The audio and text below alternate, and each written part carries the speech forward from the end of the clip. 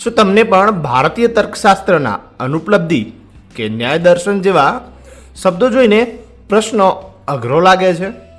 કે પછી એનાલોજીના પ્રશ્નોમાં સાચું લોજિક કઈ રીતે પકડવું એમાં કન્ફ્યુઝન થાય છે? જો હા, તો આ વિડીયો તમારા માટે જ છે. નમસ્કાર મિત્રો, હું છું ડૉક્ટર શ્રવણકુમાર ખારાણી અને બીકમિંગ બેટર સાયકોલોજી હબમાં તમારું હાર્દિક સ્વાગત છે.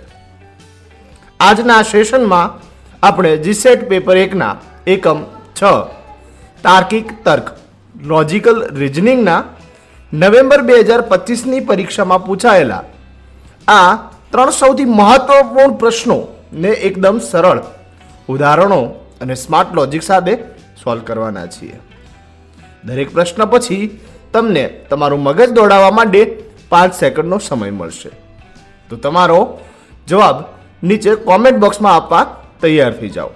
ચાલો જરાય સમય બગાડ્યા વગર શરૂ કરીએ લોજિકલ રિઝનિંગનો આ મોસ્ટ આઈએમપી પહેલો પ્રશ્ન. પ્રશ્ન 1 છે, વસ્તુનો અભાવ એ ઓળખાય છે? એ અનુપલબ્ધિ, બી અર્થપત્તિ, સી ઉપસ્થિતિ અને ડી ઉપલબ્ધિ. તમારી પાસે 5 સેકન્ડ છે. તમારું લોજિક દોડાવો અને ફટાફટ સાચો જવાબ નીચે કોમેન્ટ બોક્સમાં લખો.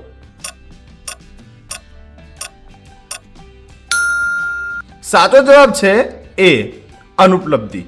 ચાલો આ પ્રશ્નને એકદમ સરળ ભાષામાં અને ઉદાહરણ સાથે સમજીએ. ભારતીય તર્કશાસ્ત્ર ઇન્ડિયન લોજિકમાં જ્ઞાન પ્રાપ્તિ માટે કુલ 6 પ્રમાણો દર્શાવવામાં આવ્યા છે. આ 6 પ્રમાણોમાંથી કોઈ પણ વસ્તુની ગેરહાજરી અથવા તો તેનો અભાવ જાણવા માટે જે પ્રમાણનો ઉપયોગ થાય છે તેને અનુપલબ્ધિ કહેવામાં આવે છે. આને એક સાવ સહેલા ઉદાહરણથી સમજીએ. ધારો કે તમે એક ખાલી ઓરડામાં જાઓ છો અને ત્યાં ટેબલ પર પુસ્તક પડેલું નથી.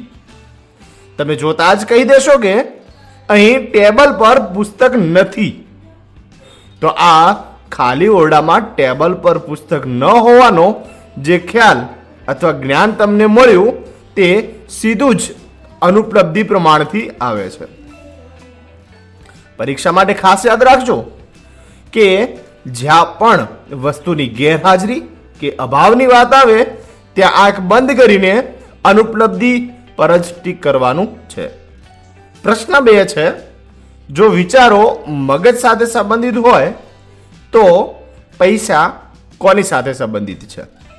એ રોકડ, બી બેંક, સી ઋણ એટલે કે લોન અને ડી રોકાણ.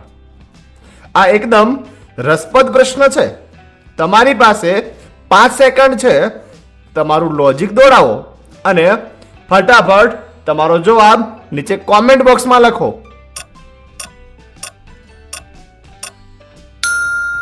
સાચો જવાબ છે બી બેંક. ચાલો આ સંબંધને સાવ સહેલી રીતે સમજીએ. તર્કશાસ્ત્રમાં આવા પ્રશ્નોને એનાલોજી અથવા સમાનતા દર્શાવતા પ્રશ્નો કહેવાય છે. આવા પ્રશ્નો સોલ્વ કરવાની સૌથી બેસ્ટ ચાવી એ છે કે પહેલા 2 શબ્દો વચ્ચે શું સંબંધ છે તે પકડી પાડવો. અહીં પહેલો સંબંધ જુઓ, વિચારો અને મગજ. આપણા વિચારો ક્યાંથી ઉત્પન્ન થાય છે અને ક્યાં સંગ્રહિત થાય છે? આપણા મગજમાં ને. હવે આ જ સમાન તર્ક લોજિક આપણે પૈસા માટે લગાવવાનો છે. પૈસાને એક સાથે સુરક્ષિત રીતે સાચવવાનું અને તેનો વહીવટ કરવાનું મુખ્ય સ્થળ કયું છે? રોકડ, લોન કે રોકાણ? એ પૈસાના અલગ અલગ રૂપો કે પ્રક્રિયા છે, પરંતુ તેને સાચવવાનું સ્થાન તો બેંક જ છે. ટૂંકમાં કહીએ તો જેવો સંબંધ વિચારોનો મગજ સાથે છે બરાબર તેવો જ સંબંધ પૈસાનો બેંક સાથે છે. તેથી આપણો જવાબ બી બેંક બિલકુલ સાચો છે. આવા પ્રશ્નોમાં માત્ર થોડીક સેકન્ડ શાંતિથી શબ્દ વિચારશો એટલે પરીક્ષામાં તમારો માર્ક પાક્કો થઈ જશે. પ્રશ્ન 3.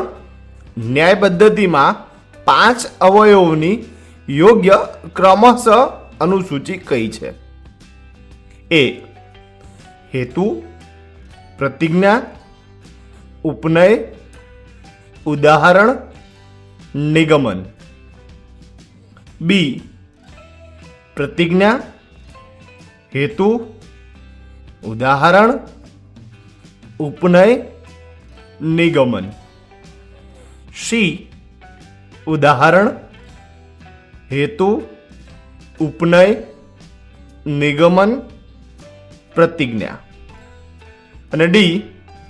પ્રતિજ્ઞા, ઉદાહરણ, હેતુ, નિગમન ને ઉપનય. આ પ્રશ્ન જીસેટ અને યુજીસી નેટ બંને પરીક્ષાઓમાં સૌથી વધારે પૂછાય છે. તમારી પાસે 5 સેકન્ડ છે. સાચો ક્રમ યાદ કરો અને ફટાફટ નીચે કોમેન્ટ બોક્સમાં લખો. સાચો જવાબ છે બી. પ્રતિજ્ઞા, હેતુ, ઉદાહરણ, ઉપનય અને નિગમન. ચાલો આ 5 અવયવોને ગોખવાને બદલે એકદમ રસપ્રદ ઉદાહરણ સાથે ક્રમમાં સમજી લઈએ. ભારતીય ન્યાય દર્શનમાં કોઈ પણ બાબતને તાર્કિક રીતે સાબિત કરવા માટે અનુમાનના 5 સ્ટેપ અવયવો દર્શાવવામાં આવ્યા છે. તેનો સાચો ક્રમ અને અર્થ આ રીતે થાય છે.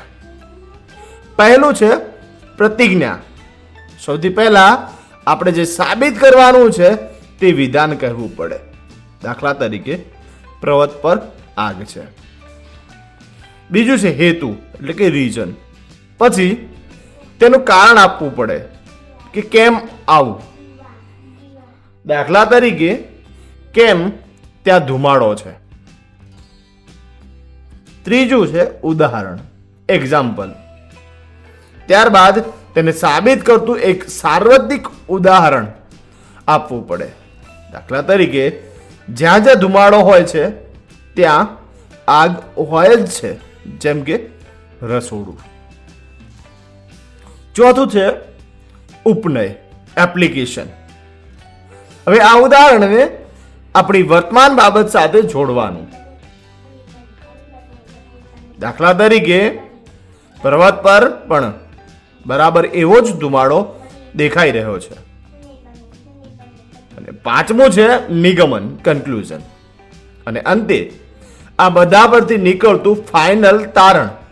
દાખલા તરીકે તેથી સાબિત થાય છે કે પર્વત પર આગ છે. છે ને એકદમ સહેલું. બસ આ જ ક્રમ પ્રતિજ્ઞા, હેતુ, ઉદાહરણ, ઉપનય અને નિગમનને મગજમાં બરાબર ફિટ કરી લેજો, કારણ કે પરીક્ષામાં આ કન્સેપ્ટ તમને પૂરેપૂરા માર્ક્સ અપાવશે. તો મિત્રો, આ સાથે જ આપણે એકમ 6 એટલે કે તાર્કિક તર્ક, લોજિકલ રીઝનિંગના નવેમ્બર 2025માં પૂછાયેલા આ મહત્વપૂર્ણ પ્રશ્નનું સોલ્યુશન અહીં પૂરું કરીએ છીએ.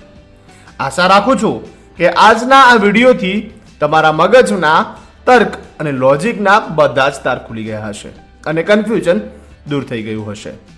મને નીચે કોમેન્ટ બોક્સમાં ચોક્કસ જણાવજો કે આજના પ્રશ્નોમાંથી તમારા કેટલા જવાબો સાચા પડ્યા. જો આ વિડીયો તમને ખરેખર ઉપયોગી લાગ્યો હોય અને સમજૂતી પસંદ આવી હોય તો વિડીયોને એક લાઈક ચોક્કસ આપજો. જીસેટની તૈયારી કરતા તમારા મિત્રો સાથે આ વિડીયો શેર કરવાનું બિલકુલ ભૂલતા નહીં. હવે આપણે આગામી વિડીયોમાં એક નવા અને ખૂબ જ સ્કોરિંગ વિષય સાથે મળીશું, જે છે એકમ 7 માહિતીનું અર્થઘટન, ડેટા ઇન્ટરપ્રિટેશન.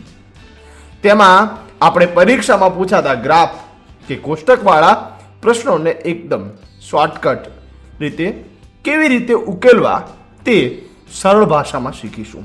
તો એ વિડીયો બિલકુલ મિસ ન કરતા. જો તમે હજુ સુધી આપણી ચેનલ બીકમિંગ બેટર સાયકોલોજી હબને સબસ્ક્રાઇબ નથી કરી તો અત્યારે જ કરી લેજો.